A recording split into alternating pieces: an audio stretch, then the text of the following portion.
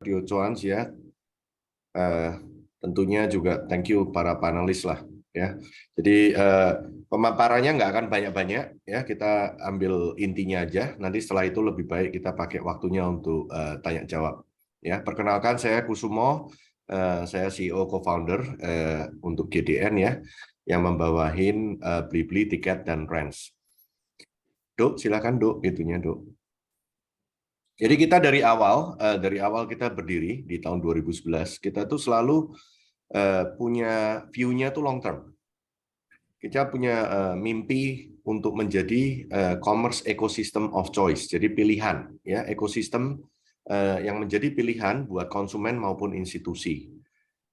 Kenapa juga ada institusi? Nanti saya juga jelaskan lah, ya. Dan kita percaya untuk bisa menjadi commerce ekosistem yang menjadi pilihan itu kita harus menjadi yang paling dipercaya ya di omnichannel commerce and lifestyle. Jadi itu misi yang kita bawa dari hari pertama, dan tentunya visi misi kita ini yang terus mengencourage kita untuk keep developing lah ke depannya. Next. Nah, ini buat teman-teman ya yang mungkin belum terlalu familiar nih ya. Jadi sekarang itu Blibli, Tiket sama Rents di-combine, kita itu menjadi leading Indonesia omnichannel commerce sama lifestyle ecosystem. Jadi kita start dulu sebagai e-commerce, mungkin bisa dilihat di sebelah kiri atas ya, di mana kita provide produk sama services untuk orang belanja online. Tentunya kategorinya bukan cuma ini, tetapi ini hanya beberapa contoh. Dan menurut Frost & Sullivan, kita when it comes to omnichannel untuk consumer electronics, mobile, ya, groceries, fresh itu kita leading di Indonesia. Ya, kemudian untuk otomobil kita nomor 2. Karena kita modelnya itu omnichannel dari awal, tapi kita waktu itu tidak operate any offline. Jadi kita mengeluarkan solusi.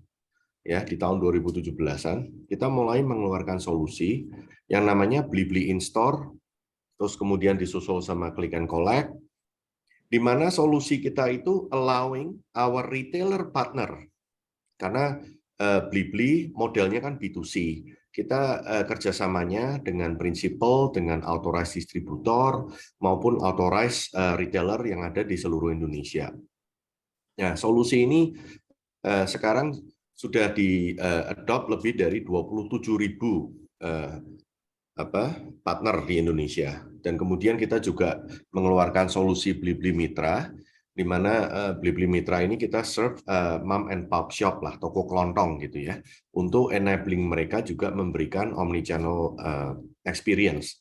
Nah, kemudian di tahun 2021 lalu, karena kepercayaan dan kerjasama yang secara strategik kita sudah build in the last 11 years, kita dipercaya oleh brand-brand besar seperti Samsung, Oppo, Vivo, Xiaomi, dan yang terakhir Apple, untuk menjadi strategic partner mereka. Jadi bukan hanya sebagai partner di online, tetapi juga sekarang juga di offline. Jadi kita juga sudah buka dan operate flagship stores ya, dengan Samsung, Oppo, Vivo, Xiaomi maupun Apple. Kemudian di akhir 2021, mungkin teman-teman udah aware juga, kita decided untuk acquire Rents Market. Rents Market ada sekitar 70 lokasi di Indonesia dengan 2 main brand-nya, Rents Market maupun Farmers. Ini mengukuhkan kita sebagai pemain omnichannel, bukan hanya di mobile, consumer electronics, tapi juga di groceries. Nah, kemudian bisnis kita itu terus berkembang dengan partner-partner yang kita tadi sebutkan secara ini ya, brand principal dan lain-lain. Mereka meminta kita untuk juga menjadi supplier mereka. Jadi hubungannya tuh sekarang two ways gitu. Bukan hanya mereka supply produk-produknya mereka yang kita jual di platform kita, tetapi untuk kebutuhan kantor, untuk kebutuhan IT, dan lain-lain, kita menjadi suppliernya mereka. Nah, ini yang menurut saya juga unik ya. Mungkin kita satu-satunya di Indonesia yang sampai mencapai that level gitu, di mana dipercaya sama partnernya yang jualan untuk juga supply gitu. Nah, itu yang di bagian private institusi lah ya. Kita provide product and services itu ke multinational company, bank dan lain-lain. Tetapi kita juga menjadi salah satu partner strategik di Kementerian Dignas ya. Jadi di Kementerian Dignas ini punya platform namanya Siplah. Itu untuk procurement untuk semua public school di Indonesia. So we also become a key provider di sana. Selain itu kita juga sudah dipercaya oleh pemerintah Indonesia untuk bisa menjadi key provider di e-katalog atau ILKPP ya.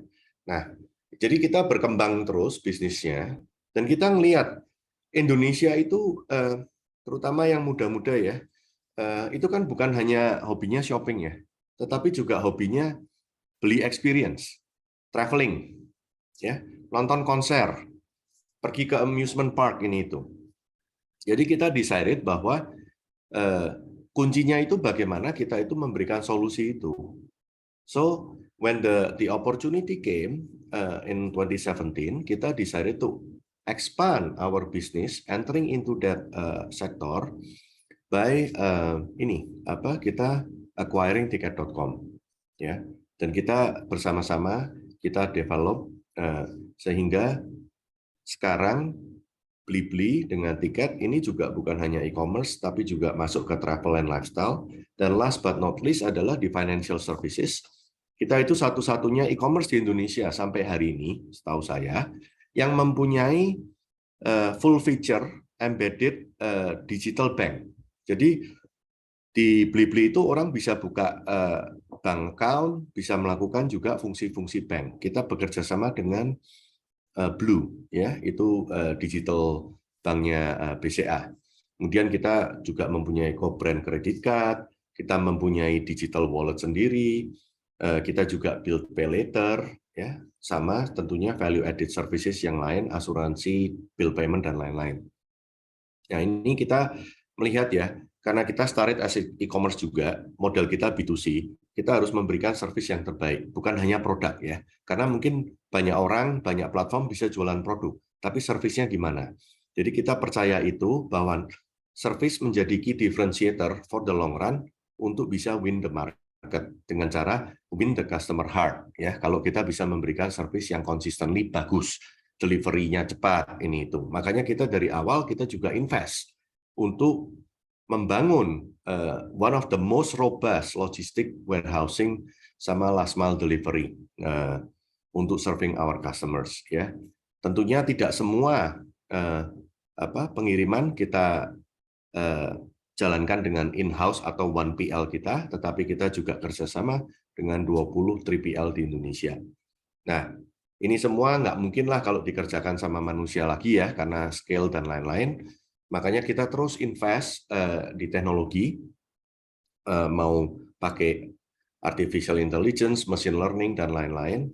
Dan juga kita build proprietary data analytics supaya kita semakin tahu dan semakin paham yang dibutuhkan itu apa, sehingga kita bisa memberikan lebih personalized service lah ke customer kita. Oke, next. Nah, ini kalau di-combine ya, dari semua kategori-kategori yang kita udah serve customer kita, itu menurut survei ya dari Jackpad dan lain-lain, itu kita itu bisa cater up to 88% of the user potential spending. Mulai dari fashion beauty, kalau mau beli motor atau mobil, sampai ke groceries ya, gadgets tentu, komputer segala macam ya, yang kita nggak ada jualan rumah, apartemen, sama daily transportasi lah gitu. Next. Ini sedikit aja, saya nggak akan go through very detail ya. Yang kita maksud omnichannel itu apa sih? Ya. Omnichannel ini sebetulnya lebih ke arah experience. Ini beda dengan multi-channel. Kalau multi-channel, itu channelnya bisa ada di A atau di B, online atau offline. Yang kita bangun itu adalah omnichannel, yang artinya harus integrated, harus create more seamless experience. Ya. Jadi kita melihat ya, kenapa kita percaya bahwa dari awal ini omnichannel ini tuh make sense gitu. Satu dari sisi consumer behavior lah, ya. Kedua juga dari sisi bisnis. Tanpa menyebutkan nama, pada saat digitalisasi di Indonesia terjadi in the last 10 years, ya, semua perusahaan ngomongnya apa? Mau digitalisasi, ya. Semuanya mau menjadi digital. Nah, untuk digital itu kan nggak bisa ya kalau kita buka bisnis terus nggak bisa create awareness atau apa. Jadi kan tentunya ada investment di bagian marketing, digital marketing ini itu. Nah, kalau di Indonesia ini kan sekarang eh, didominated sama dua perusahaan besar lah ya. Mungkin lebih dari 85% dari digital ad spending di Indonesia ini kan dikuasain sama dua perusahaan besar ini. Kita melihat bahwa dengan adanya kita presence di online maupun offline sekarang, itu when creating awareness atau jemput bola, ataupun create the engagement, supaya allowing people to come and know us, itu bisa jauh lebih cost efisien dan efektif. Gitu, ya. Kalau pada saat orang mau belanja, ya tentunya karena omnichannel, mau belanjanya di online, mau belanjanya di toko kita, itu bisa. Nah, bedanya apa? Pada saat payment. Karena kalau dulu kita tahu ya, yang namanya di toko konvensional retail, itu tipe payment-nya nggak banyak. Nah, dengan adanya digitalisasi, kita sebagai pemain online, itu kita build capabilities untuk mempunyai the most complete payment option. Nah, that capability yang kita udah bangun itu, kita sekarang extend ke toko-toko offline kita. Jadi, again, karena kembali lagi, supaya experience-nya ini seamless, mau datang ke online maupun ke offline. Ya. Pada saat customer sudah belanja, sudah beli, dia bisa pilih barangnya mau dikirim atau barangnya mau diambil, gitu. Nah, itu juga create a lot of advantages buat customer, juga buat kita sebagai pebisnisnya. Karena kalau orang mau ambil, that's good. Kita juga bisa upsell segala macam, and of course kita juga bisa save more on the logistic cost. Kemudian secara customer juga bisa mendapatkan langsung barangnya, ya. Nah, ini yang dua terakhir ini yang menurut saya sangat-sangat interesting ya buat kita ya. Adalah when it comes to loyalty atau engagement. Kita percaya kalau yang namanya consumer business itu yang sukses biasanya juga mempunyai strong loyalty program gitu ya. Jadi in the past baik Blibli, tiket maupun Range itu kita build loyalty system tapi sendiri-sendiri ya. Sendiri-sendiri. Kalau di Blibli ada namanya Blibli Reward, di tiket ada namanya Tix, kemudian di Range mempunyai Trust ya. Itu kita bangun sendiri-sendiri. Ini kita in the process of menggabungkan menjadi a single unified loyalty program. Ya. Ini kenapa menarik sekali? Karena ini potensinya di sana. Pada saat kita udah gabungkan itu, we can also have a more unified view of a customer, ya kan? Juga pada saat akuisisi of a customer, saat ini itu antara tiga pilar ini overlapnya itu masih sangat kecil, believe it or not. Jadi kalau ngomong kasarnya nih, kita nggak mau spend atau invest lah on the marketing lah untuk acquire new user. Dengan adanya unified loyalty ini, sebetulnya satu customer yang di-acquire by any of the businesses become a customer of all. Ya, jadi tentunya cost to serve-nya juga lebih murah gitu. Dan juga dari sisi loyalty-nya sendiri, kalau user bisa melakukan transaksi di mana aja di dalam ekosistem kita dan bisa kumpulin poin ini itu, dan poinnya ini bisa dipakai di semua ekosistem kita maupun di luar ekosistem kita. Jadi kita sekarang ada sekitar 2.000 partner lah yang sudah sebetulnya menerima loyalty point kita juga gitu. Dan ini step pertamanya kita bangun dengan single sign on antara Blibli dan Tiket.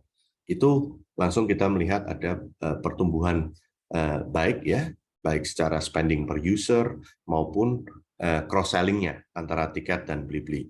Yang kedua kita lakukan adalah loyalty parity. Jadi kalau Misalkan saya itu lebih banyak travel, jadi saya ngumpulin poinnya di ticksnya lebih banyak, tapi saya jarang nih belanja di Blibli atau vice versa misalkan. Kan tentunya tiering saya lebih tinggi nih di salah satu. Dengan kita jadikan parity, kita berikan customer kita itu yang paling tinggi dari dua-duanya. Oke, jadi ini ekstra lagi nih. Yang terakhir adalah trade-in capabilities. Ini kenapa sangat menarik ya. Saya percaya teman-teman di sini rata-rata itu demen gadget gitu ya. Orang Indonesia itu demen gadget, cinta banget sama gadget. Suka ganti-ganti gadget. Ya, tetapi kita juga ngerti, kita GDP per kapita secara country itu belum menjadi GDP per kapita seperti country-country yang sudah maju, yang udah puluhan ribu lah ini itu. Kita masih hovering di 39-4 ribu dolar. Ya. Nah, artinya apa? Affordability still matters. Nah, kenapa harus kita mengconstrain itu? Jadi makanya kita build capabilities untuk orang bisa trade in gitu ya, bisa tukar tambah. Dan capability kita build di online, sekarang kita extend juga ke offline kita. Jadi kembali lagi, apapun yang kita lakukan itu startnya dengan customer dulu deh. Ya, kita itu sangat-sangat obses sama customer. Karena kita percaya kalau customer happy sama kita bisnisnya lebih bagus, kita akan sustainable. Next. Jadi as a summary ya, before we start our Q&A ya, just wanted to highlight some of the key investment ya. Kita itu ada strong presence dengan Blibli, Tiket, sama Rents itu in the large, high margin, and fast growing consumer segment. Karena total addressable market itu di tahun 2025 ya, itu diperkirakan di Indonesia itu 436 miliar dolar. Yang tiga main komponennya apa? E-commerce, groceries, maupun ini ya, travel sama lifestyle. Nah, kita punya strong presence on each. Ya. Di e-commerce-nya sendiri, one of the fastest growing adalah di bagian B2C. Ya. Dan kenapa B2C? Karena B2C itu make money. Gitu. Ya. B2C itu can generate a real revenue and then profit. And right now still around 15% of the whole e-commerce itu B2C. Jadi kalau di tahun 2025, 15% dari 150 miliar dolar, itu upside-nya masih besar. Ya. Di travel sama lifestyle, 41 miliar dolar, kita masih punya big upside juga. Ya. Di groceries, retail itu 245 miliar, dan sekarang adopsi of online groceries itu masih kecil. Dengan kita mempunyai omni-channel structure ini, we play in the large segment ya, 436 miliar ya. Jadi pasarnya juga besar, potensinya besar, and the high margin gitu. Oke. Next. Yang kedua ya, di key investment highlight kita. If you can go back to our key investment highlight ya. Tadi integrated omni channel gitu. Kenapa kita ngasihin constraint sih?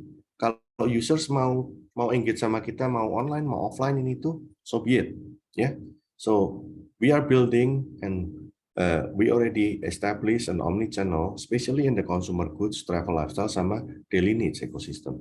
Ya, dan kita itu trusted platform and kategori leaders. Tadi saya share kayak di mobile, di consumer electronics, di groceries ya. Kita itu menurut Frost & Sullivan kita rank number 1 gitu ya. Dan ini omni-channel proposition kita juga jalan, bukan hanya dengan toko yang kita operate, bukan hanya dengan toko yang kita punya, tetapi even retailer juga adopting our solution gitu. Dan kita punya institution bisnis juga ya. Nah, kemudian nomor 4 adalah consumer centric melalui innovative solution and technology. Everybody can of course lah can claim that ya, it's okay ya. We believe that our technology team is one of the most experienced in this country. We have 2 tech center atau tech hub di Indonesia di Jakarta, Bandung, mainly ya, dan juga di India. Kita ada 1.000 lebih engineers, ya. Our leaders in the tech itu each of them probably has more than 20 plus years. Kemudian kita secara teknologi stack kita udah pakai microservices itu udah dari maybe like 7-8 years ago, ya. Kenapa microservices itu penting? Karena dengan microservices stack itu kalau kita mau ganti apa, kita mau develop apa, itu jauh lebih cepat, ya. Kemudian kita have all the data that kita record dan ini itu in the last 11 years, and we now leverage AI machine learning untuk memberikan offering yang lebih tepat, lebih personalized lagi. Oke. Dan kemudian kita itu founders led and experience management team. Ini our management ya, di Blibli saya sebagai salah satu co-founder ya, kemudian ada our CTO, kemudian our CFO, co-founders juga, COO-nya co-founders juga. Our experience management team come from good schools with a lot of experience, baik di lokal maupun abroad, from a good companies. I think you guys can see it. Di Tiket sama juga, ya. Founders-foundersnya masih di sana, ya. Very experience. Ini Ronald ini jagoan gitu, ya, CFO Tiket, ya. Dia punya banyak sekali pengalaman di bidang financial juga. Kemudian di anak perusahaan kita yang lain seperti Ranch, kemudian di offline store kita ya, flagship store ini dipimpin oleh manajemen-manajemen yang memang sudah mempunyai pengalaman di sana. Okay. Last but not least, ya, we are part of one of the Indonesia largest business ecosystem. Jadi kita memang dari hari pertama kita disupport oleh our main sponsor, which happen to be the owner of the Jarum. Ya. Di dalam ekosistem Jarum, ya, di mana kita one of it, ya, itu sangat broad. And Jarum has more than 50 plus businesses. I think almost all are top in their field. Almost all are very profitable. 2 or sekarang 3, karena kita sekarang juga udah TBK, tapi 2 predecessor kita yang sudah TBK, ya, BCA maupun Protelindo, we have been known to give a very good total shareholder return, baik untuk majority and minority. Nah, kenapa ini juga matters? Kita started as a FMCG ya, di Jarum ya, itu awalnya sebagai perusahaan sigaret, and then we expanded into other FMCG dengan adanya kopi, ready to drink tea, kemudian milk ya, Milk Life dan lain-lain. Jadi kita itu mengerti kalau di FMCG, kalau mau dari pabrikan sampai distribusi sampai retail, itu cost structure seperti apa? Ya, and kunci suksesnya seperti apa? Kita juga kalau teman-teman nggak tahu ya, ada merek lokal namanya Polytron, ya. Ini actually is a leading consumer electronic, ya, which is a huge in size. Maybe a lot of people don't know because it's a private company, but highly profitable and probably one of the very few consumer electronic company di Indonesia lokal, ya, merek nasional nih Polytron yang bisa compete dengan the global brand, ya. Kemudian kita juga mempunyai hotel, real estate segala macam. Itu juga memberikan advantages. Pada saat kita create this omni-channel, we also understand the rental cost. Strukturnya seperti apa sih? Ini itu.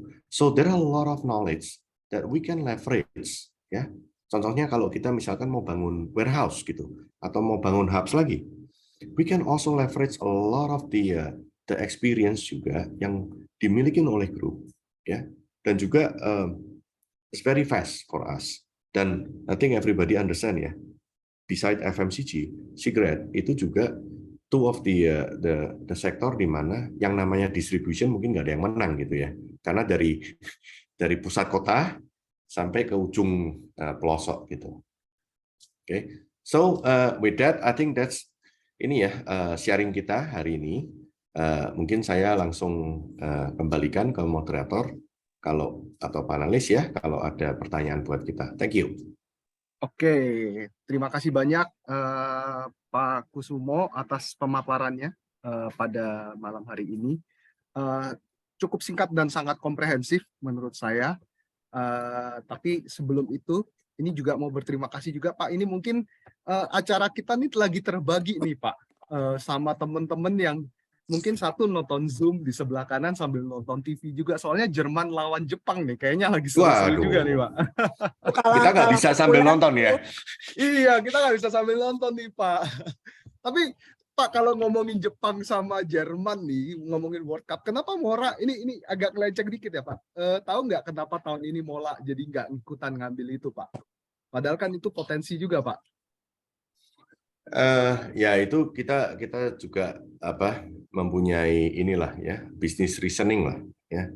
Of course kita setiap anything that we do Pak, we always thinking about profitability and sustainability juga Pak. Ya. Jadi kalau cost and the benefitnya nggak imbang, ya sudahlah biar teman-teman lain yang ambil lah Pak. Iya, kita enjoy aja ya. Kita enjoy aja. Oke. Ini hanya intermezzo saja Pak. Sebelum kita serahkan floor ke para panelis kita pada malam hari ini. Mungkin aku langsung aja boleh ke Cicu Ai, silahkan pertanyaan-pertanyaannya. Masa gue dulu sih? Harusnya Paulus dulu lah. Oh ya udah kalau gitu Pak Paulus tanya dulu. Apa yang sisa aja yang belum ditanya ntar. Kusuma udah bosan gue tanyain. Oke. Ronald juga udah enak kali sama gue. Wah nggak pernah lah, nggak berani lah, nggak pernah enak lah. Kalau saya nanti panjang nih nggak apa-apa nih. Nggak apa-apa lu aja. Gue soalnya kita kan udah ketemu berkali-kali, jadi we pretty much know about the company. Jadi mendingan aku mau tahu pandangan orang di luar investment environment, maksudnya di luar kayak fund management and stuff itu, di pandangan awam itu apa yang mau mereka tanyain ke Blibli. Jadi you start first. Makasih nih Cicu Ai dikasih kesempatan duluan nih. Ya. Salam kenal juga Pak Kusumo, Pak Ronaldin ya. Mungkin saya ada beberapa pertanyaan tapi agak nyambung nanti ya Pak. Banyak follow up question mungkin ya. Ini kan Blibli itu masuk ke segmen B2C ya Pak ya. Rata-rata e-commerce lain kan C2C ya Pak ya. Nah, saya tuh mau nanyain Pak, kenapa B2C itu bisa lebih profitable gitu ya. Sedangkan kalau misalnya sistem C2C itu bukannya lebih murah ya Pak ya. Karena kan mereka tuh kan nggak usah stok barang, sehingga kapitalnya bisa lebih fokus untuk pemasaran dan pembangunan sistem. Terus kalau misalnya soal kredibilitas barang, keaslian produk, dan juga delivery dan service kan biasanya di e-commerce lain udah bisa diatasi dengan kayak review produk dan review toko, Pak. Oke. Ron, lo mau jawab dulu atau gua nih Ron? Duluan aja Pak Kus. Ya, gini. Beberapa poin yang kita melihat ya, Pak Paulus ya. Thank you pertanyaannya, luar biasa. Satu, kita itu bukan negara produsen seperti China, Pak Paulus. Ya. Kalau di China, baik di Taobao maupun beberapa platform lain nih, yang istilahnya mungkin C2C atau open marketplace, sebetulnya para sellernya ini itu juga either produsen sendiri atau dia very close proximity dengan produsennya. Oke. Di Indonesia itu tidak. Retail di Indonesia itu sangat-sangat inefisien karena layernya banyak. Ya. Kalau misalnya kita bilang dari brand, ya, mau ke konsumen, kita ngomong contoh elektronik deh, ya, atau handphone lah ya, yang kita semua hobi nih, ya. Dari brand itu mesti ke disti dulu, benar ya? Dari disti ada lagi namanya sub disti. Habis itu baru ke master dealer, terus dealer, ujung-ujungnya sampai yang paling bawah ke reseller. Ya. Nah, kita itu kerjasamanya dengan disti, brand, ya, atau authorized retailer. Jadi otomatis semakin ke hulu itu kan pembagian margin itu kan beda ya. Kalau margin A dibagi 8 parties nih, sama margin yang sama hanya 3 parties, prinsipal, kita, kemudian konsumen. Dari sisi bisnis loh ya, dari sisi operator itu kita melihat bahwa kita melakukan disintermediate sih, ya. Jadi lebih otomatis lebih ininya lebih sehat gitu, ya. Karena Indonesia itu bukan negara produsen. Kemudian kalau dibilang apa tadi kalau service ya kan bisa aja tinggal lihat review rating ini itu. That is true, benar, ya. Tetapi apakah konsisten? Nah itu yang kita coba ini. Kita juga melihat ya bahwa ini kan bukan bisnis model baru ya. Yang bisnis model yang kita lakukan, kita started as B2C ini, is also not a new business model ya. Tapi ada proksinya juga. Seperti di luar yang sudah lebih maju, lebih established. Kalau boleh saya kasih contoh sedikit ya. Di Amerika dulu, sebelum Amazon besar, ya mungkin kalau teman-teman Amazon udah tahu lah ya, gajah. Ya. Sebelumnya itu ada yang lain, namanya eBay. Okay? eBay started first before Amazon. eBay become very popular before Amazon. Long story short, now you know which one. Okay? Kedua, kita lihat mungkin negara maju lagi mana China, Tiongkok, ya. Dulu paling beken siapa namanya? Taobao. Mereka bilang itu kan lebih ke arah situsi, open marketplace, siapapun bisa jual apapun gitu ya. Tapi kalau dilihat sekarang, secara revenue, secara profit, dengan adanya Tmall maupun JD, ya, mana yang lebih besar gitu, ya, yang lebih profitable lah. Besar itu is not just a matter of visitor ya, karena kan kalau buat kita untuk lebih fokus di sustainability itu bagaimana whatever what we want to call it ya, TPV, GMV, ujung-ujungnya bagaimana yang bisa dibukukan gitu kan menjadi revenue and then menjadi profit. Ya. Di India paling beken dulu siapa? Waktu di awal India mulai adopt e-commerce, ada company namanya Snapdeal. Modelnya situ. Sekarang kita lihat leadersnya siapa di sana. Flipkart and Amazon. And what differentiate? Because the quality of the product and the quality of the service. And of course, with a better margin structure. Gitu. Ya. Ron, kalau mau tambahin, Ron, silakan, Ron. Ya, Pak. Ya, jadi umumnya seperti yang Pak Kus sudah jelaskan sih. Sebenarnya mungkin secara model nggak akan 0 dan 1 ya. Yes. Nggak akan hanya ada C2C, nggak akan hanya ada B2C. Cuman kita lihat apa sebelum kita masuk ke bisnis ini kan kita juga udah lihat modelnya tuh kalau di luar negeri evolusinya kemana dan yang lebih cocok dengan apa strength sama differentiated point of view kita tuh yang mana. Dan untuk kita merasa B2C itu di mana kita bisa add most of value lah. Ada orang yang bakatnya C2C ya nggak apa-apa gitu. Cuman yang kita lihat kan sebenarnya seperti yang Pak Kusumo tadi, Indonesia itu I think kita butuh lebih banyak produser. Dan makanya kita mau encourage, we dealing with UMKM gitu, tapi kita encourage mereka tuh jadi produser. Kita bisa bantu mereka tuh untuk nationwide penetration gitu. Karena kan when we start, kalau entrepreneur mulai bisnis itu kan banyak yang perlu dipikirin ya. Satu mungkin dia mau create product, dan all those creativity juga consume a lot of their resources. At very least dia kalau gabung dengan ekosistem kita, dia bisa leverage kita punya distribution network yang udah kebentuk, dia bisa leverage kita punya market intelligence yang udah ada, sehingga bisa di-risking, Orang jadi entrepreneur, produce something, dia walaupun produce dari Jawa Tengah, dari Padang, dari mana, dia bisa pasarin nationwide efficiently gitu ya. Working capitalnya sorted out gitu, fulfillment sorted out, market penetration sorted out, dan we feel like we can add a lot of value there. Karena kan sebenarnya kita di sini kan juga bukan baru ya. I think we have been in consumer business tuh puluhan tahun lah, dari jualan barang yang sebatang itu, gimana caranya profitable to sell cigarette tuh by the stick gitu kan. Penetrasinya kan mesti nationwide dan mesti efisien, karena kan jualan barang 1.000 perak tuh kalau nggak efisien udah mati deh. Terus kita juga belajar logistik misalnya, how to penetrate like consumer electronics tuh ngirim bulky item like mesin cuci, AC itu ke Papua, after sale service-nya komplit, itu kan hitungannya mesti tajam.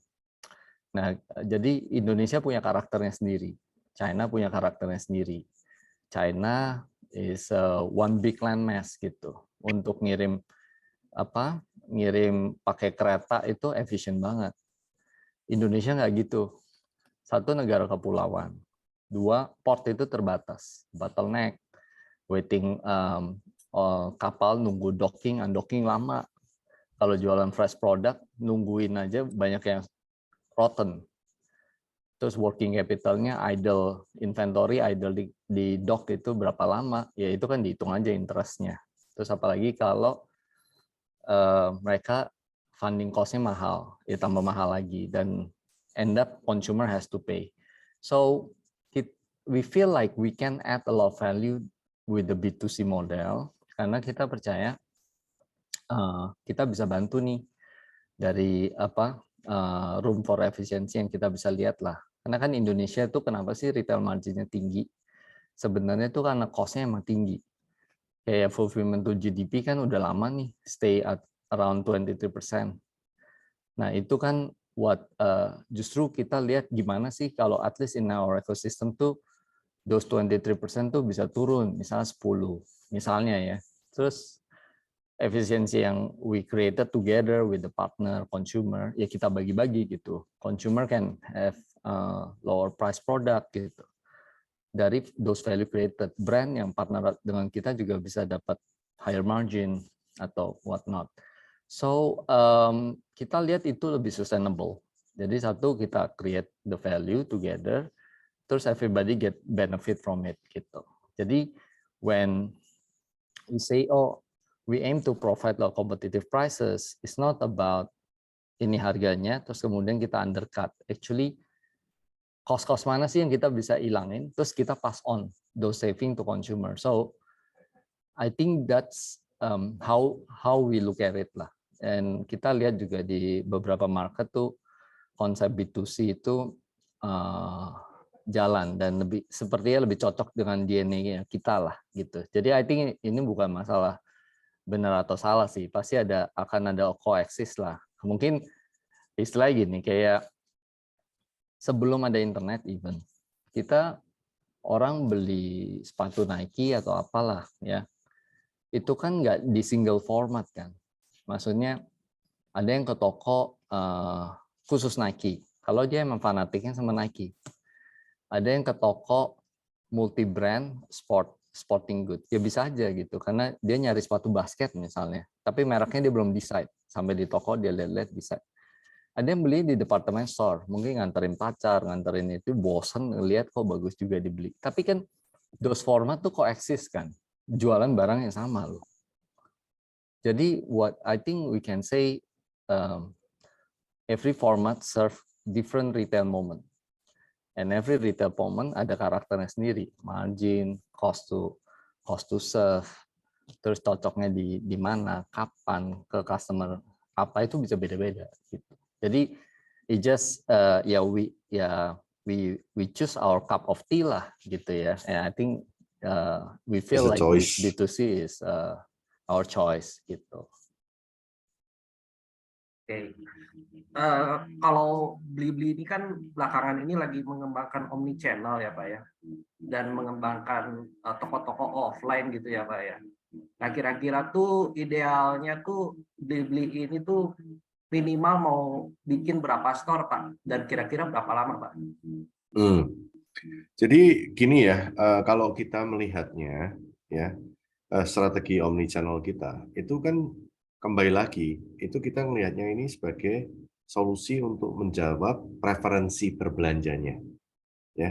Karena ada orang yang sudah memang mungkin nggak pernah ke toko, tapi online semuanya. Tetapi ada yang masih cuman ke toko, ada yang somewhere in between lah, ya. Nah, kita tidak cara kita untuk mengembangkan offline part kita sebagai bagian dari omnichannel itu kita nggak ngelihat hard targetnya sih sebetulnya dari sisi jumlah, tapi kita approach-nya itu lebih ke arah logical thinking-nya. Misalkan nih, kalau kita melihat di certain area density dari konsumen kita ini itu mungkin masih nggak terlalu bagus. Kemudian kita bandingkan cost to serve-nya segala, ya. Itu kita mungkin awalnya pakai dulu dengan online kita, ya. Nah, nanti kalau kemudian sudah semakin bagus tuh demand di sana segala macam, mungkin kita bisa tempelin lagi dengan dark store karena kita kan build our supply chain ini ya and distribution network, ya.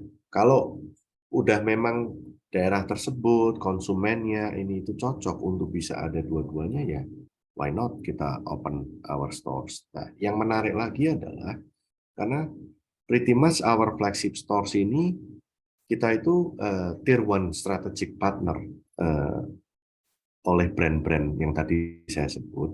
Jadi pada saat kita keluarin buka gerai toko offline ini itu ya, itu capex-nya itu bisa dibilang hampir semuanya yang bayar itu partner kita loh.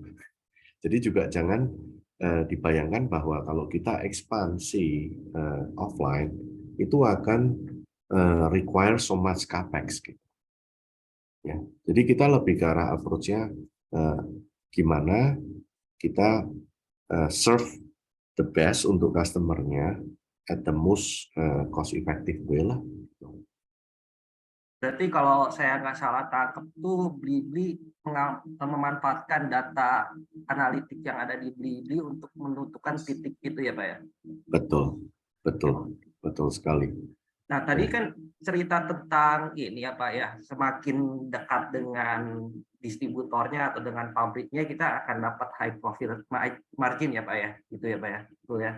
Ya. Nah, tapi kan saat ini tuh kalau saya lihat tuh GPM Blibli itu kan baru berkisar 9-10% nih Pak.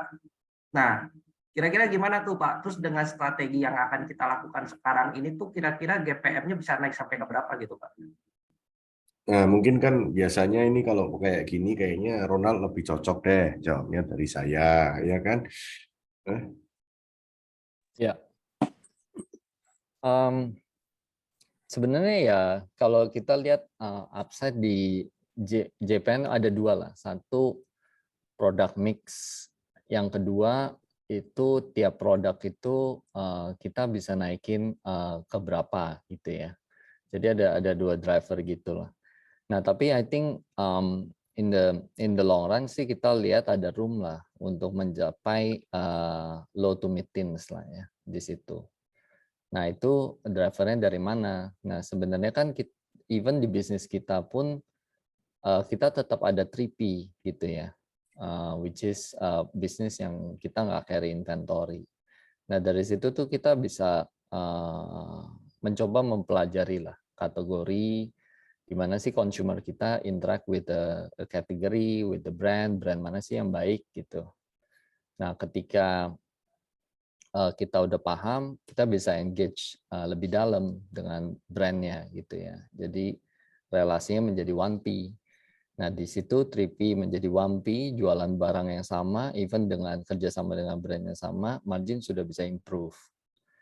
Terus even di dalam 1P kita bisa offer lagi leverage feature-feature yang kita punya atau capability yang kita punya, di mana ketika brand itu menggunakan feature-feature tersebut, dia bisa reduce dia punya cost gitu, dan in exchange dia juga kasih kita even better margin lagi. Tapi semuanya win-win gitu. Karena kalau nggak win-win, ya percuma juga gitu. Ngapain juga kan dia deepen the partnership. Jadi kurang lebih sih drivernya seperti itu. Jadi secara bertahap itu kategori-kategori itu bisa mengalami improvement in marginnya. Kira-kira Itu sih, Pak kategori Paulus. mana Pak yang mau didorong Pak? Terus berapa Pak kira-kira angkanya Pak? Ya mungkin kan simple kayak satu kategori waktu kita mulai dan sekarang juga masih signifikan kategori itu kan kayak consumer electronics. Consumer electronics kan juga termasuk handphone, IT dan sebagainya. Tapi sebenarnya nggak cuma itu aja sih, bisa di-extend juga ke white goods, brown goods, black goods gitu ya. Dari situ masih ada upside. Terus mungkin kategori yang growing very fast in the past 2 years itu juga grocery. Nah, grocery ini kan juga lumayan menarik ya. Sebenarnya kan grocery di Indonesia itu even competitive price pun actually can earn good margin lah. Mungkin bisa lihat kayak Alfamart pun can have a 20% GP margin. Selling dry goods loh, freshnya hampir nggak ada, paling apple banana gitu ya. Dan kalau di dalam ekosistem kita juga ada range market yang udah proven lah untuk jalanin grocery itu dengan GPM yang lumayan tinggi ya, ke 23, 24, kadang 25 gitu. Jadi I think upside-nya di situ even di dalam grocery itu masih lumayan banyak gitu. Dan yang lain-lain sih ya fashion, lifestyle is actually is also very good margin. Pak, kalau misalnya soal itu kan tadi grocery dan elektronik gitu kan, kita bisa mengacu ke Alfamart dan Erafon ya Pak ya. Nah, kalau misalnya saya lihat Alfamart tuh dengan GPM 20% aja itu kan NPM-nya cuma 2% tuh Pak. Sedangkan Erafon tuh 11% tuh NPM-nya 2% juga tuh Pak. Nah, kalau saya lihat di Blibli ini kan misalnya GPM-nya cuma 9% tuh bisa nggak pertama ke 20%-an gitu ya Pak ya, supaya bisa tidaknya dapat 2% gitu, mirip-mirip Pak. Nah, terus tentang OPEX nih Pak ya, OPEX-nya tuh kan ini besar juga ya Pak ya, misalnya dari, kalau kita hilangin aja misalnya beban iklan dan pemasaran yang besar gitu ya Pak ya, dengan gaji semua kita hilangin aja itu masih rugi Pak. Gimana caranya Blibli itu bisa menghasilkan keuntungan di suatu saat nanti, dan kira-kira berapa sih net profit margin-nya gitu Pak? Oke. Jadi kan kurang lebih omni channel itu structure cost-nya itu lebih ringan ketimbang 100% offline. Karena kalau offline tuh rentalnya fix, salary-nya itu nggak fix juga gitu karena tiap tahun UMR juga ada kenaikan gitu ya. Jadi rada beda. Secara umum structure, jadi gini, untuk kita dapetin misalnya lah ya, katakanlah ngejar net margin yang sama dengan mereka, ceteris paribus, margin yang kita butuhin tuh nggak perlu setinggi mereka, nggak perlu setinggi kalau 100% offline. Terus yang kedua, I think yang interesting di ekosistem kita itu 2020-2021 itu the worst part of travel business. Jadi what you see itu actually the worst chapter in our business gitu. Jadi I think dengan adanya relaksasi gitu ya, lockdown terakhir kan Q1 ya, I think growth-nya sih udah kelihatan gitu, udah lumayan banget. Jadi I think when that recover dan kayak take rate gitu ya mungkin bisa balik juga gitu. Ke 2019 kan kita 6,6 ya dari segi take rate, dan kalau travel udah improve, terus ekosistem sinergi udah jalan, itu akan kelihatan tuh. Jadi satu, take rate-nya bisa ada upside. Kedua, secara cost juga banyak sinergi. Karena kan sebenarnya kayak overlap user kita lumayan kecil ya saat ini. Justru itu opportunity-nya. Karena masih di bawah 10% lah. Jadi sebenarnya dengan existing user base itu kita ada chance untuk double the TPV per user lah, double the scale of that business. Karena simpelnya gini, kayak kalau orang udah beli handphone 15 juta, udah sering lah, udah langganan sama Blibli, terus kita cek kok nih orang nggak pernah liburan sama kita gitu kan, itu kan rada nggak mungkin ya. Orang yang udah purchasing powernya lumayan gede gitu nggak liburan tuh unlikely. Jadi ya mungkin kita bisa cross sell ke kita punya travel business, terus kita cross sell lagi ke kita punya high quality grocery misalnya, itu ada banyak upside gitu. Di first half juga udah lumayan kelihatan sih, kayak TPV spending per user kita tuh udah naik 20% ya year on year. Jadi itu partly on that, and synergy itu baru mulai awal tahun inilah, jadi still a chapter 0 ya. Sebenarnya masih banyak nih yang mau didiskusiin, Pak. Cuman kayaknya teman-teman udah banyak yang ngantri nih, Pak. Nggak apa-apa. Cicuai masih ngantri. Waktu kita agak terbatas malam Nanti ini kita soalnya. ngopi-ngopi aja lah, Pak. Waktunya di extend aja, seru soalnya. Dikumpulin mereka berdua juga susah soalnya. Gimana nih, Lin?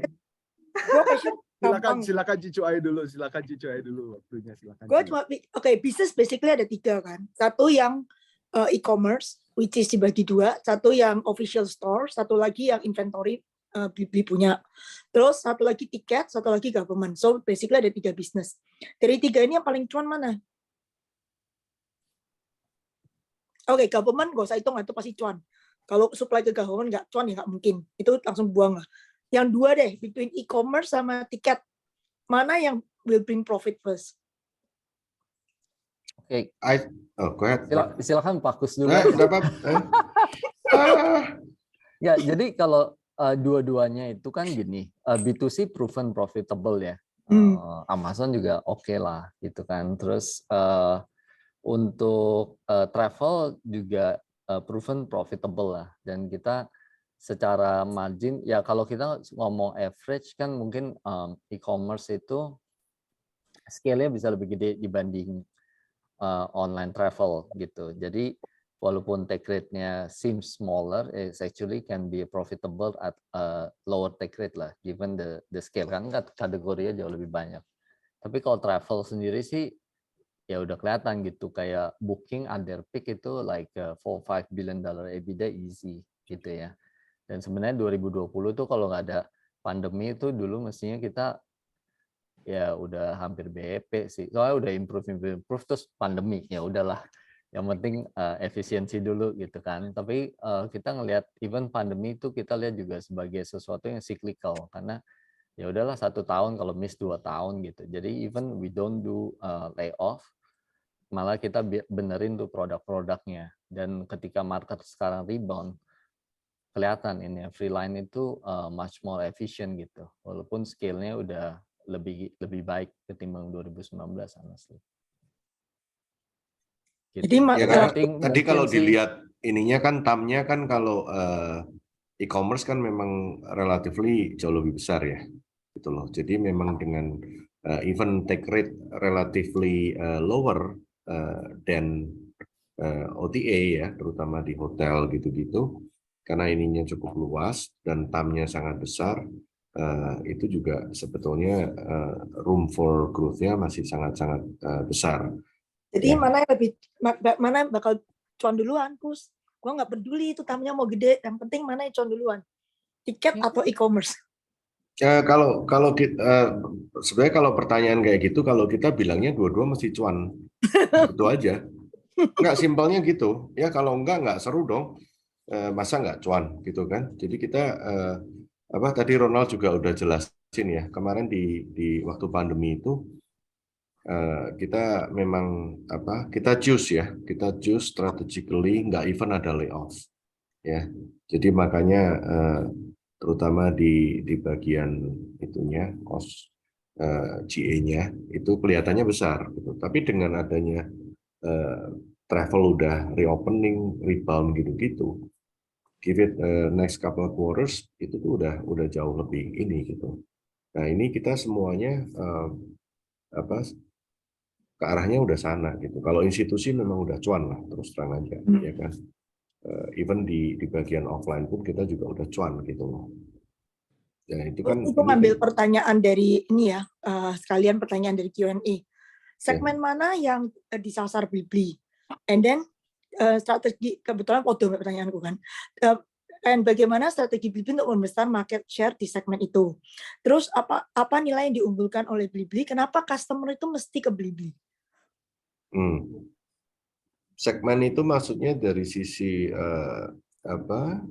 kategori ABC kali ya, kayak yang atau segmen dari konsumen ya. Ya sebetulnya gini ya, kita kan masa sih kita batasin kalau siapapun mau belanja di kita kan enggak ya.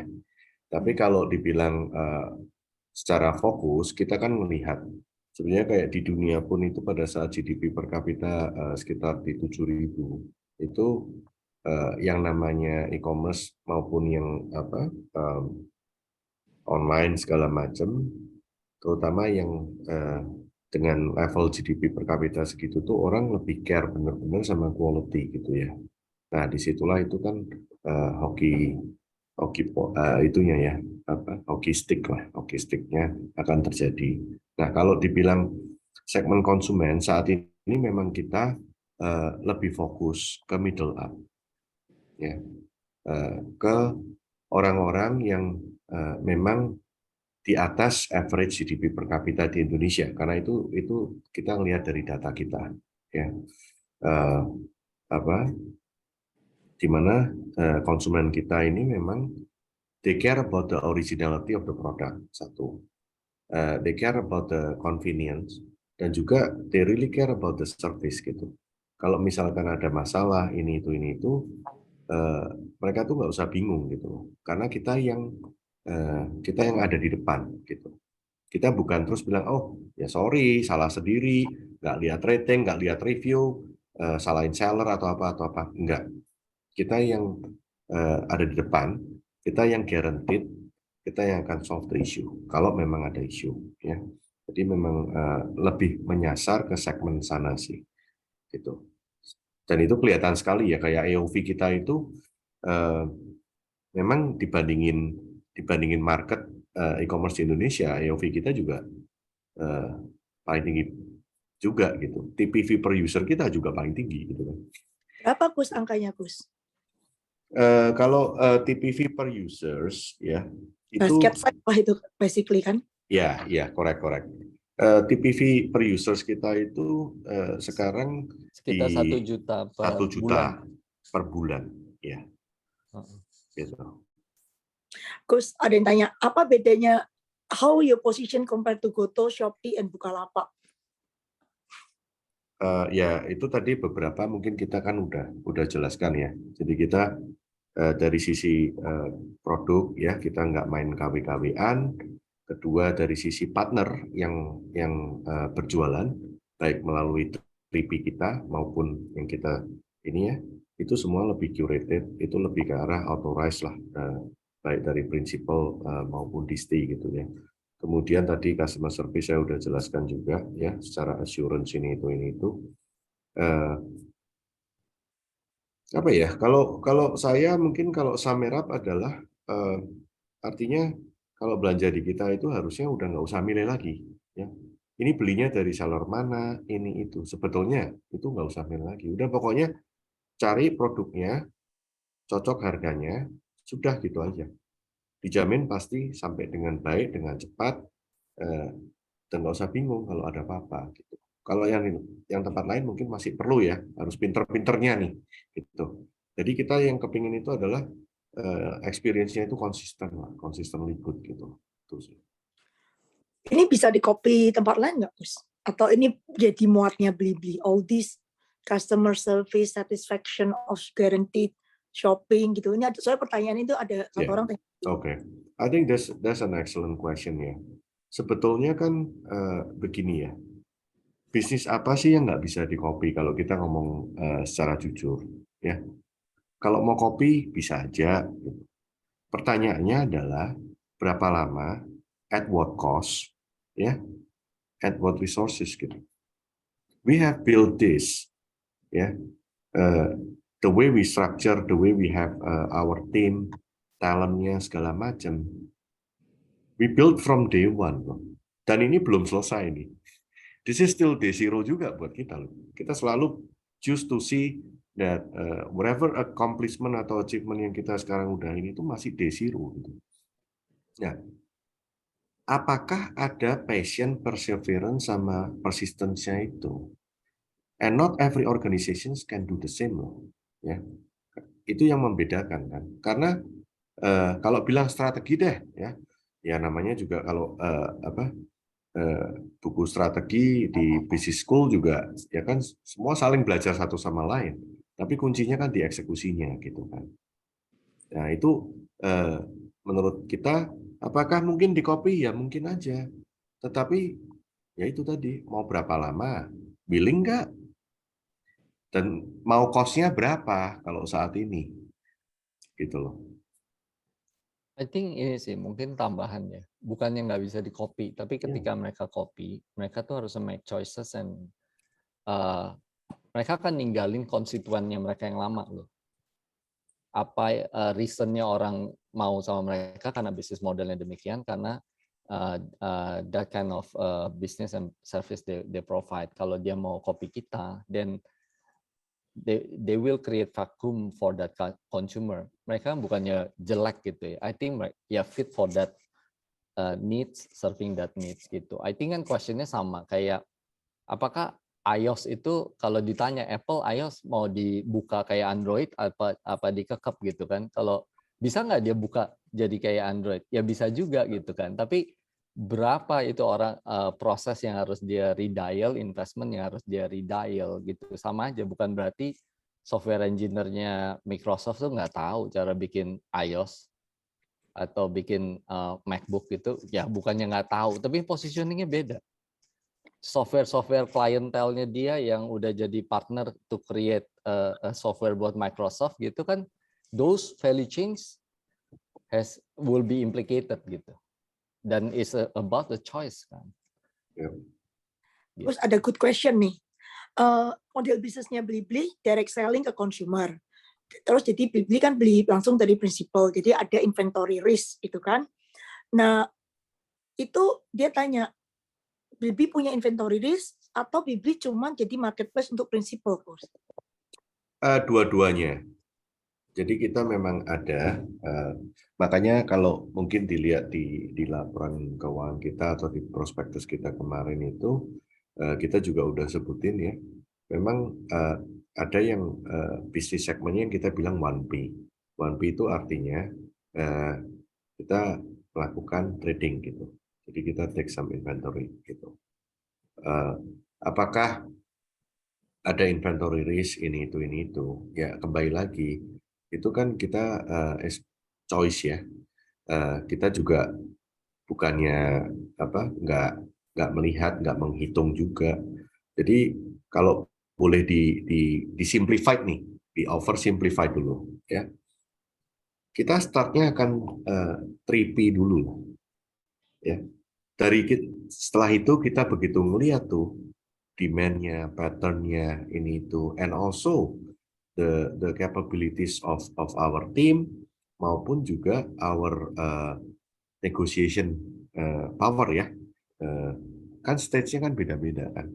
Kalau kita melihat itu dan kita melihat lebih cuan kalau kita juga ambil inventory dan juga kita bisa serve customer yang lebih bagus, dan kita baru mulai pelan-pelan ke 1P.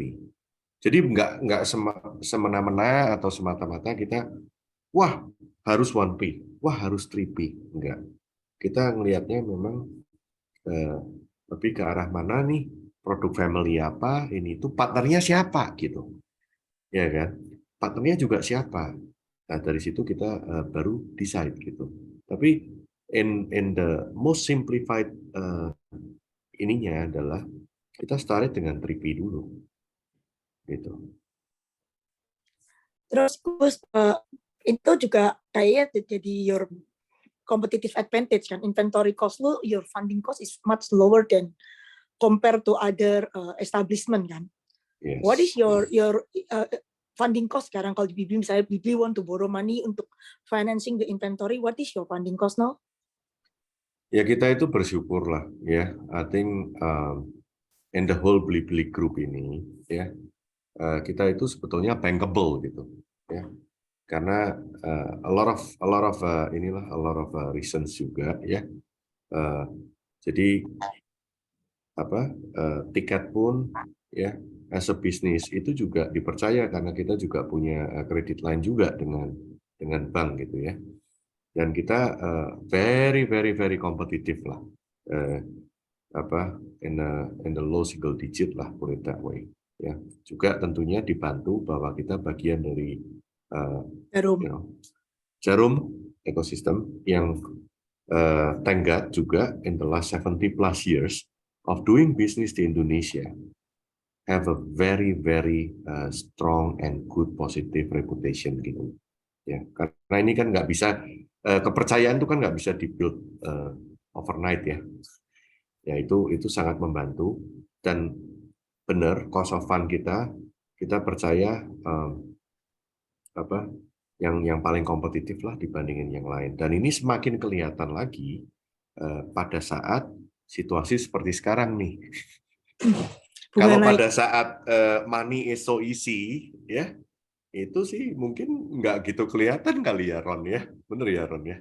Pada saat money is so scarce and tight and everybody wants to see a real result, ya itu I think we have a lot more advantages gitu. Gus, itu ada pertanyaan nih dari Kevin. Yeah. Itu kan Blibli dulu kan jualan flight, hotel, entertainment, sekarang kan sudah tiket. Jadi gimana itu bakal di merge atau integrated, atau kalau lu mencet di Blibli yang service tiket anyway? Ya, jadi begini ya, mungkin saya jelasin sedikit. Kan kita itu dari pertama juga kita itu percaya gitu ya, karena this travel tadi ya, karena consumer behavior Indonesia lah ya. Jadi even sebelum kita waktu itu akuisisi tiket, kita build Blibli Travel ya. Nah kemudian dengan adanya tiket ke dalam family ya, kita mulai integrated of the supply gitu. Jadi look at it right now itu as a channel aja gitu ya. Tapi kita consolidate. Kedepannya gimana? I think we'll see ya. Kita pragmatik aja. Kita open ya. Nanti melihat dari sisi konsumen itu seperti apa ya. Tapi tentunya akan lebih integrated lagi, akan jadi satu ya gitu. Ngapain gitu loh? Karena itu juga pokoknya anything yang kita bisa efisienkan selama pokoknya customer-nya punya needs serve, ya sudah. Ya. Gus, Gitu. ini ada pertanyaan yang gue paling suka nih Gus. Kapan 1000? Kapan 1000? Mungkin Cik Cuai ya, atau Kevin atau Paul yang bisa bantu ini untuk ini ya kan. Terus ini satu lagi nih, kapan bisa target lu profitable kapan as a group, as a Blibli group? Lu kan dikejar-kejar setiap quarter katanya Gus. Ya, of course. Ya kita akan inilah kalau menurut dari perhitungan kita ini itu ya hopefully pretty soon lah ya, gitu loh. Satu lagi Gus, nggak bakal fundraising lagi kan? Setelah IPO ini, apakah Anda membutuhkan fundraising untuk mencapai profitability? Terus kedua, pertanyaan sejuta umat. Ini kan semua orang pada ketakutan tuh yang IPO tech, karena habis 8 bulan langsung gerobyokan semua orang mau jualan, ya kan? Langsung ada yang di lock up tuh pada biar. Terus, selling. Apakah itu bakal ada di Blibli? Apakah Jarum Family bakal jualan setelah 8 bulan dari sekarang? Soalnya kan yang punya kan cuma Jarum. Terus ketiga, Banyak. enggak sih. Diborong nih. Pertanyaannya diborong nih. No. You on the ticket size sama Traveloka, sekarang gedean siapa? Oke, saya tadi ada berapa ya pertanyaannya ya Ron? Tiga. Gua nggak nyatetin tuh Ron. Ya. Tiga. Yang paling gampang dulu ya, yang menurut saya paling gampang dulu.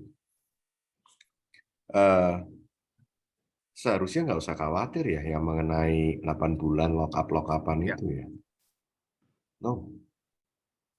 Gitu. Our sponsor is highly committed. Yeah. Again, I think one of the key kenapa selama ini mereka bisa build that kind of a trust and reputation because they are consistent gitu ya.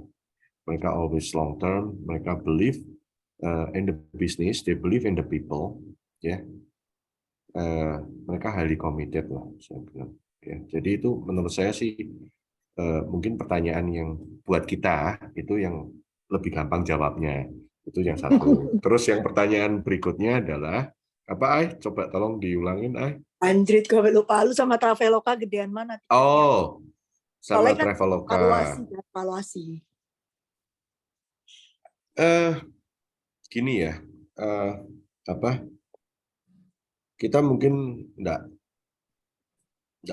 nggak mau banding-bandingin ya.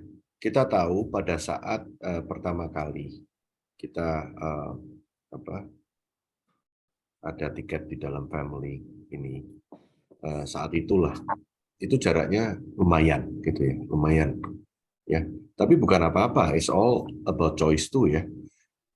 Karena tiket itu waktu itu juga very ini ya, stingy ya. Stingy and cheapo gitu ya, Ron ya. Prudent lah, the right word lah ya. Jadi itu. Cuman kalau the uniqueness juga adalah ya kita juga lihat ya kan they have their own strategy lah gitu. Buat kita our strategy adalah create this ecosystem di mana kita ngelihat dengan adanya ekosistem ini selain unik tadi proksinya udah proven di luar juga, tapi juga untuk cost to serve-nya untuk melakukan cross sell acquisition cost-nya ini itu akan terus bisa optimize dan jauh lebih murah. Gitu aja sih. Kalau ngomong besar kecilnya ya nanti mungkin dilihat ya, saya nggak dikasih lihat bukunya Traveloka ya. Tadi gue lupa loh pertanyaan gue ketiga itu apa. Lali aku sekarang. Short memo. Lu nggak inget nggak? Udah ngambil pertanyaan dari orang nih. Ada digital down, kan sekarang lagi digital lagi berat nih, susah. Terus ada emiten yang pakai bumper. Tadi fundraising. Tadi kamu ya, ini ya, right issue. Lu bakal fundraising lagi nggak? Sampai profitable. Jadi ya itu sebetulnya kan one of the reason kenapa ini ya kita IPO segala macam ini kan dengan proceed-nya ini kan sebetulnya untuk bridging kita ke ini ya. Dan right issue itu kan karena tadi kita juga sebetulnya bankable dan kita bisa ambil debt gitu-gitu ya dengan very competitive rate. Kita sih belum lihat ada keperluan itu ya. Cash call. Ya, terus ini Gus, basically ini kan ada yang tanya nih, kalian udah pakai bumper tuh ya, itulah ganjilan beat lu lah, ya kan? Sekarang kita lihat emiten yang pakai bumper juga jatuh. Apakah Bibli yakin nggak bakal seperti emiten yang lain? Bumper lu tuh bakal bertahan berapa lama? Kalau dulu di Tokopedia mungkin ada skema green shoe kali ya, Ci ya. Ini sekarang jalur shoes. Ini kita nggak ada green shoes. Ya. Di kita nggak ada green shoes. Ya, we have our own inilah. Tapi kita mungkin choose to see it bahwa ya itu might not be the best ini buat kita lah gitu. Ya. Kalau ngomong bumper-bumperan itu ya, maaf ya, terus terang aja. Mungkin dari tanggal 8 kita IPO sampai hari ini, itu waktu itu saya cuman baru sempat lihat tuh 2 kali, tanggal 8 sama mungkin minggu lalu ya. Itu aja. Setelah itu saya nggak pernah lihat lagi, belum lihat. Kenapa? Karena kalau buat kita lebih baik kita itu fokus untuk delivering our promise ya, secepat mungkin cuans ya, supaya investornya itu lebih tenang gitu, dan kepercayaannya, trust-nya yang kita build ke customer kita, ke partner kita, sekarang kita juga bisa proliferate ini, trust ini juga ke investor, atau malah yang saat ini nunggu di sideline mau beli atau enggak, mau lihat dulu atau enggak ini itu gitu loh. Kita mendingan fokusnya malah delivering promise kita ya, daripada kita bingungin harga saham kita sih. Kita ngikutin market dynamic aja lah udah. Gitu. Boleh Ya. motong nih, Vin? Hati, Eh, Vin, silakan. Siapa nih? Saya dulu atau Kopol dulu nih. Tapi malam ini tuh Pak Kusumo dan Pak Ronald, aku tuh ini ya, jadi agak gaji buta. Semua pertanyaan udah dibabat habis sama Cucu Ain dari Q&A. Aduh, harusnya Enggak, saya jadi host malam ini, Cucu Ain. enggak maksud lu tanya pertanyaan yang belum dijawab aja. Gue juga penasaran sebenarnya retail itu lihat apa di Blibli. Itu yang gue mau tahu sih sebenarnya. Kenapa gue mau ikutan jadi panelis, because I want to learn what retail see after, kan maksudnya kita tech company yang listed tuh udah 2 kali lumayan mengecewakan gitu kan. Jadi kan mungkin ada fear factor. Yang aku mau tahu tuh di kalangan retail tuh fear factor itu apa? Ya. Apalagi karena ada historical lah ya dari dua emiten tech yang cukup berpengaruh di bursa kita. Pak, saya satu simple question Pak sebenarnya. Bicara tentang mungkin ekonomi 2023 yang banyak diprediksi gitu ya Pak ya, oleh beberapa media gitu ataupun oleh beberapa analis dan mungkin para finfluencer gitu ya Pak ya, bahwa 2023 ini ada kemungkinan ketidakpastian ekonomi atau bahkan penurunan ekonomi secara makro, dan juga diprediksi di Indonesia juga mungkin akan ada kontraksi sedikit untuk ekonominya. Nah, yang saya ingin tanyakan, apakah saat ini mungkin di kuartal 3 dan kuartal 4 ini sudah terlihat dari sisi mungkin tingkat konsumsi dari konsumen, dan kemudian untuk di tahun 2023 ini kira-kira beli dan tiket ini sudah mengambil langkah apa sehingga konsumsi ini mungkin bukan malah berkurang tapi malah meningkat. Dan satu lagi, apakah kalau kita melihat dalam 1 minggu terakhir ini sangat banyak berita-berita tentang PHK massal dari startup ya Pak ya. Mungkin bisa juga dielaborasi kepada para investor bagaimana cara Blibli menanggapi isu-isu PHK massal untuk startup ini Pak. Thank you Pak. Oke, saya jawab dulu dari sisi PHK dulu ya, boleh ya. Nanti habis Ya. itu Ronald bisa yang ini nanti saya Yang lebih tambahin. susah. Iya. Ya. Gini, tadi kita juga share ya. Some of our worst days during pandemic, we didn't do any layoff. Kenapa sih kok bisa gitu? Ya, karena kita melihat, dan ini kita terus terapkan ya dari awal sebetulnya. Kita plan it accordingly lah, gitu. Kita selalu, of course, plan for the best ya, tapi kita selalu prepare for the worst gitu ya. Jadi kita itu pada saat hiring, pada saat recruiting, kita itu very highly selective. Karena kita nggak mau kita di mana kita di dalam situasi yang harus melakukan itu. Saya nggak bilang in the business itu it will never happen ya, gitu ya. Karena saya sendiri juga waktu pengalaman kerja udah puluhan tahun dulu di luar negeri ini itu juga itu is part of the business cycle gitu ya.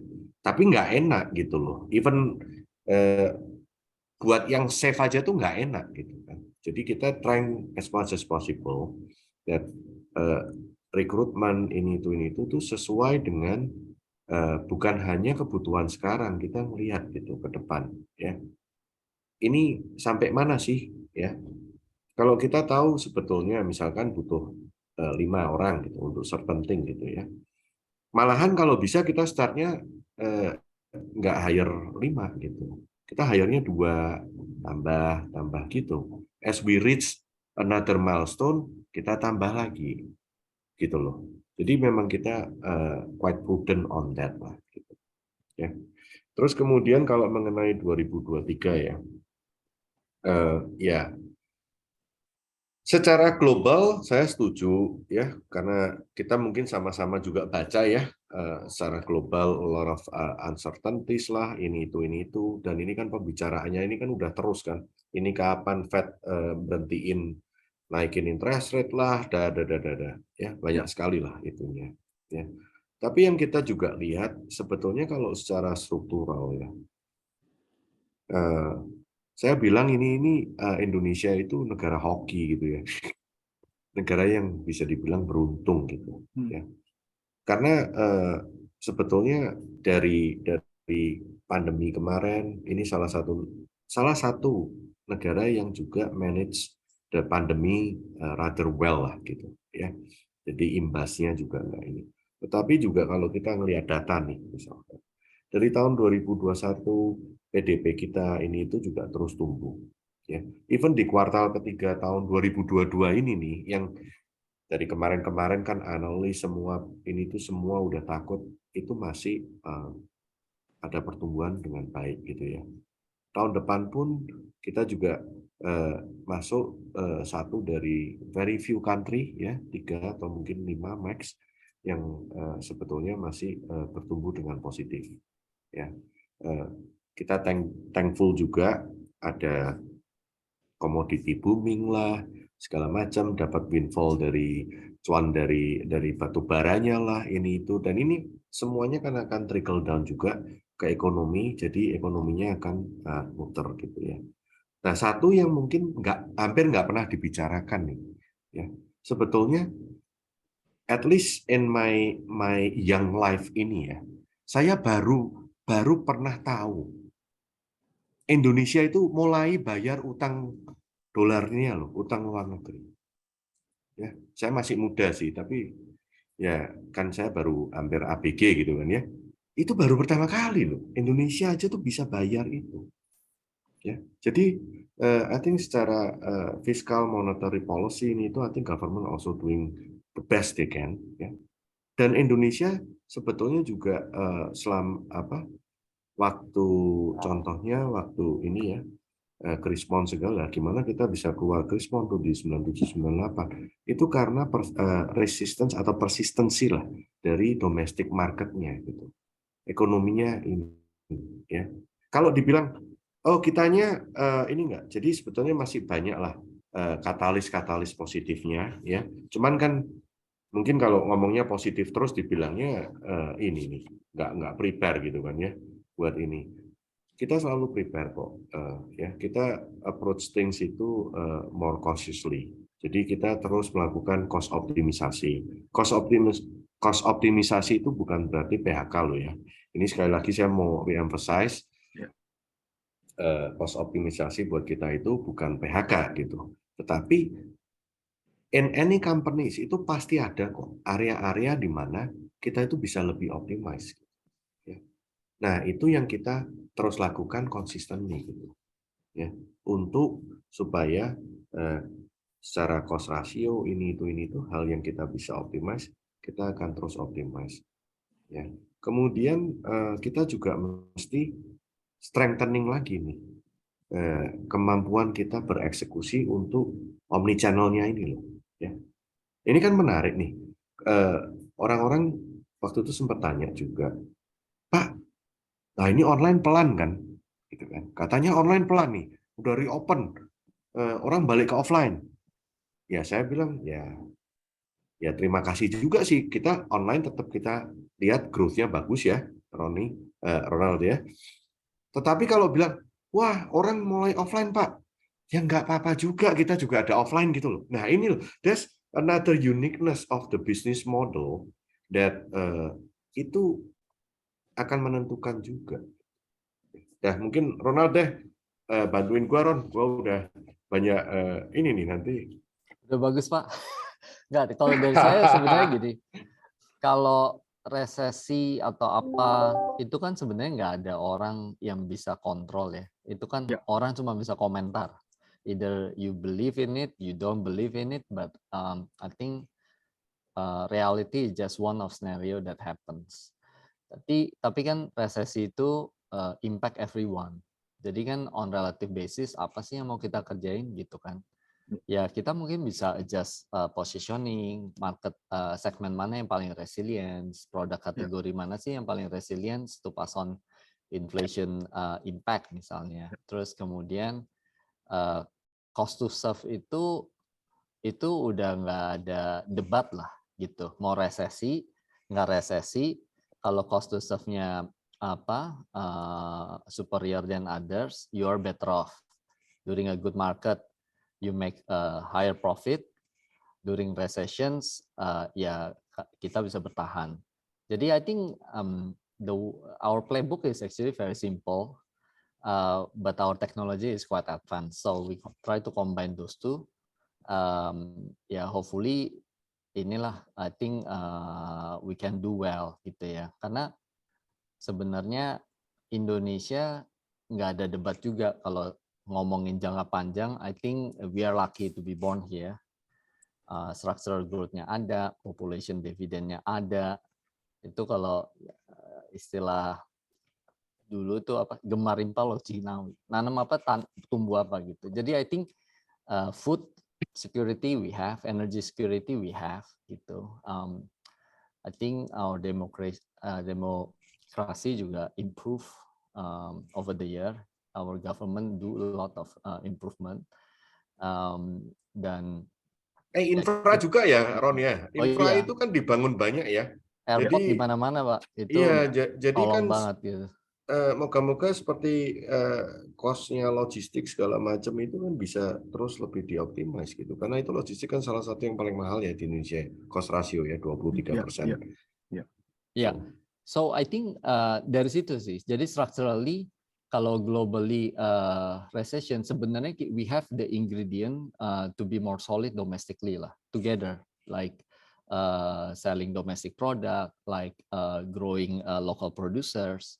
Dengan gitu tuh basically kita secara ekonomi bisa help the country to reduce the systemic risk dari yang lain gitu, karena lebih self dependent in a degree ya. I think itu sih. Jadi sebenarnya resesi nggak resesi itu ya kita semua bisa komentar. Tapi if recession, then what have you done? Kalau nggak resesi, the thing that we do to anticipate resesi juga helpful gitu kan. Oke. Ya gitu sih. Oke. One last question nih dari Pak Paulus nih, Pak Kusumo dan Pak Ronald, silahkan. Ya, tadi kan Pak Kusumo bilang mau delivery our promise gitu ya. Kan kita tahu juga kayak grupnya BCA dan Jarum itu yang memang menekankan GCG yang baik ya Pak ya, yang promise-nya akan biasanya di-deliver dengan baik gitu ya. Terlihat dari service yang sebelum-sebelumnya gitu ya Pak ya. Salah satunya kan ingin meraup cuan tuh ya Pak ya. Terus tadi juga dibilang akan melakukan optimizes di mana-mana, efisiensi di mana-mana gitu ya Pak ya. Saya sih nggak akan nanya Pak mau cuannya kapan gitu ya Pak. Tapi cara jadi cuannya tuh gimana Pak? Karena saya tuh belum lihat sampel tech company gitu Pak yang bisa untung gitu. Nah kalau kita lihat dari laporan keuangannya nih, kebetulan ada CFO-nya nih ya Pak ya. Kalau dilihat dari laporan keuangannya tuh kan beban yang mana yang bakal dikurangin sampai seberapa banyak gitu Pak. Karena kalau dipotong dari 2 pengeluaran terbesar aja, iklan dan gaji pegawai, kalau kita keluarin semua masih rugi Pak. Saya tuh pengen tahu gimana gitu caranya Pak supaya untung Pak. Thank you Pak. Ada 3 level minimal Pak Paulus, kalau mungkin saya bisa komentar. Satu dari sisi growth kan. Growth itu basically scale-nya makin gede, kita dapat benefit dari operating leverage, dan growth itu sebenarnya masih kelihatan gitu ya. In the first half pun Q1 sebenarnya travel masih tidur. Itu pun kita secara combine itu online bisnisnya aja tuh masih tumbuhnya 90% gitu ya. Terus kemudian yang lainnya juga tumbuh lah, total sekitar 100-an. Tapi growth trend-nya tuh lumayan. Jadi yang Bapak lihat itu kan the worst chapter of our life Pak. Di mana travelnya tiarap, terus banyak hal lah gitu. Jadi the best is yet to come on scale and growth. Di revenue berapa Pak kira-kira Pak? Bisa. Kenapa? Di revenue berapa Pak kira-kira bisa mulai ada titik equilibrium Pak? Oh, kalau revenue kan tinggal di gross up aja dari apa yang Bapak lihat gitu kan losses-nya. Nah, terus kan kemudian untuk margin, take rate itu seperti yang tadi kita ceritain lah. Jadi kita akan funneling kategori dari 3P improve ke 1P, marginnya naik di dalam 1P. we will deeper the value chains contribution lah dari kita, dan kita punya margin for the product kategori juga bisa naik. Terus kan kemudian dengan ekosistem itu, dengan cross selling yang tadi kita ceritain, overlapnya cuma less than 10%, kita kan nggak perlu buang CAC lagi untuk dapetin new user, karena even from the existing user itu masih bisa double if we do it well ya. And in the first half itu the TPV-nya naik 20% lah year on year ya. Jadi TPV per usernya ya. TPV per usernya. Yeah. Jadi levernya di situ. Jadi ada efisiensi. Terus kemudian dari marketing misalnya dari kita the fact sekarang ada offline and online for example. Offline kita itu bisa jadi many things. Satu, the business we run profitably at the store level. And second, we provide connectivity lah. Orang beli di sana, barangnya nggak ada bisa dikirim gitu. Jadi continuous purchase experience. Tapi offline itu pun bisa jadi brand engagement. Yang dulunya kalau kita pure online, kita bayar billboard gitu. Cost. We get awareness. Dengan stores, we get awareness. Nggak cuma passive awareness when we expect orang bakal lihat tuh billboard, tapi orang can interact with the brand, can interact with the people, can see the brand like a billboard, tapi profitable gitu. Jadi dari cost center, marketing, dapetin awareness-nya jadi profit center. Jadi a lot of those things we can improve. And secondly, kita juga punya produk kategori lumayan banyak. Kita serve kan 88% of basic Indonesian need. Dari situ tuh kita nggak maksa gitu. Certain people tuh sangat price sensitif di minyak goreng gitu. Ya udah di minyak gorengnya kita super kompetitif gitu. Di yang lainnya oke. Jadi secara total masih bisa profitable gitu. So I think those are the level lah that we want to optimize further gitu. Kurang lebih sih gitu sih Pak Paulus. Dan kalau Pak Paulus ada, OPEX ya, Pak? Kenapa? Dengan offline nggak nambah OPEX ya? Misalnya sewa tempat, nambah lagi gaji pegawai gitu. Iya, tapi kan kalau dianya juga profit, ya sudah kan jadi profit center kan, bukan cost center itu. Thank you Pak. Thank you. Kalau boleh nambahin, nggak aja Era profitnya 1 triliun, jualan offline. Iya. Oke. Dan mereka butuh teman ya. Kasihan kalau sendirian. Iya. Si Mapi juga profitnya 1 T lebih, offline semua. Offline store. Oke nih. Cicu Ai, Pak Paulus, saya tahu nih pertanyaannya masih banyak banget ya.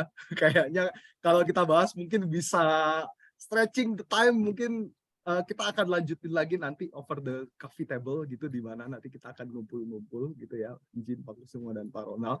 Tapi malam ini malam yang sangat menarik ya.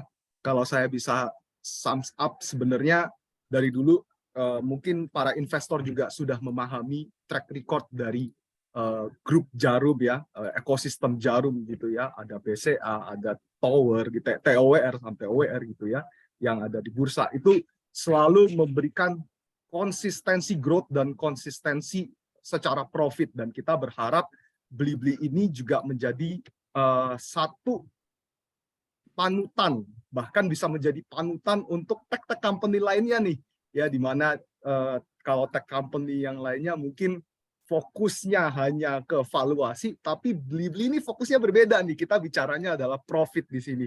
Ini yang mungkin juga bikin Cicua itu paling tertarik nih dari tiga teman-teman yang lainnya nih. Ya. Gue cuma tertarik karena gue lihat yang kaya profitnya lebih tinggi daripada yang targeted low end. Iya benar. Cuma lihat itu aja, target high end lebih profitnya jauh lebih net profit loh ya, lebih tinggi daripada company yang targeting middle low. Yes, exactly. Oke, sekali lagi terima kasih untuk para manajemen dan tim Blibli, Pak Kusumo, Pak Ronald, Pak Naldo, terima kasih. Terima kasih juga untuk para panelis pada malam hari ini, Cicu Ai, Pak Paulus. Sebagai penutup saya punya satu pantun sederhana, cuma 2 kalimat saja. Buka Blibli belanja mainan, semoga semua investor happy cuan gitu. Oke, Sekali Thank lagi you, terima thank you kasih. semuanya Thank ya, you semuanya, teman-teman. Pak Kusumo, Pak Thank you Pak Ronald, Kevin, thank you Pak Thank you. Paulus, and of Yes. course thank you ya Cuai. Ya. Terima kasih atas waktunya sudah disempatkan pada malam hari ini. Terima kasih juga untuk para teman-teman partisipan yang sudah bergabung pada malam hari ini. Pak, selamat beristirahat untuk malam hari ini. Terima kasih sekali lagi. Selamat malam. Selamat malam, thank you. Oke, baik, Gus. Mari. Bye-bye. Thank you.